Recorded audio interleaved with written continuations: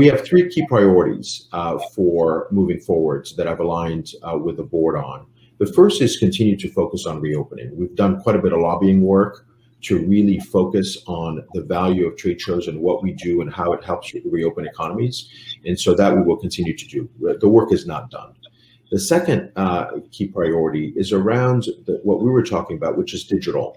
How will digital impact the face-to-face events, live events business? And so we have a second priority around that and work stream around that. And the third is all about sustainable goals. So if you really think about sustainability at the broader level, not just sustainability, but also inclusion and diversity.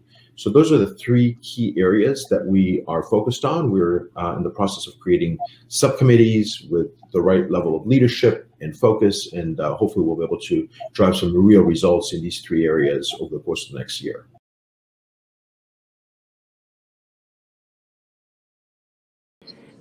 Basically, we would normally have over 300 CEOs here.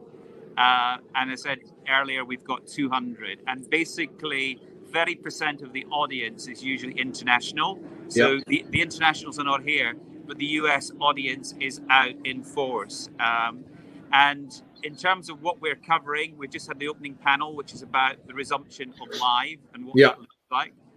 And then we're covering a variety of subjects that are impacting our industry around digital, around diversity, talent, and also we've got to wrap up today a major session on actually the reopening and the advocacy work that we're doing. And we've got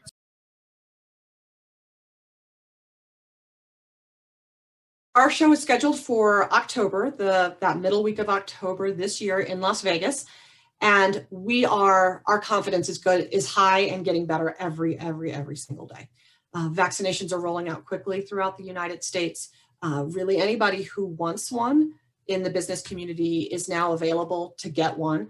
And so we are far enough ahead of that that we feel like October is going to be a big success. All of the forward-looking indicators are very strong. The show floor is selling very, very well. And the buzz in the community about attendance is extraordinarily strong as well. People are just so excited to come back together. This is always the most anticipated trade show of the year in the cannabis industry. And given that we've had a 2-year hiatus, I think it's even more so this year.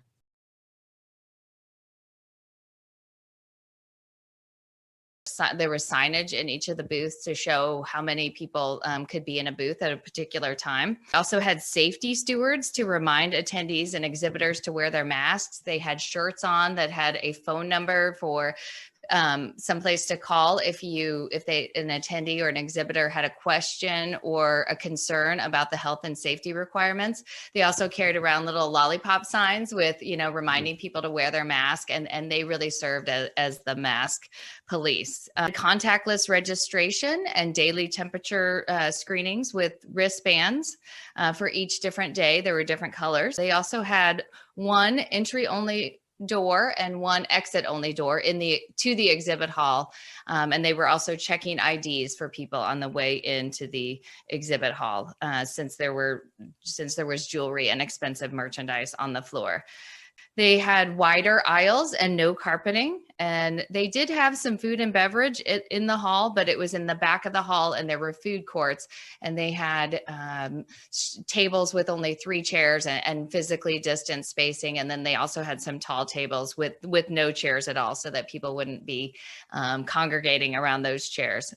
They had health and safety reminders on signage throughout the convention center. So those were just a handful of the new and different things from pre-COVID times to during COVID times.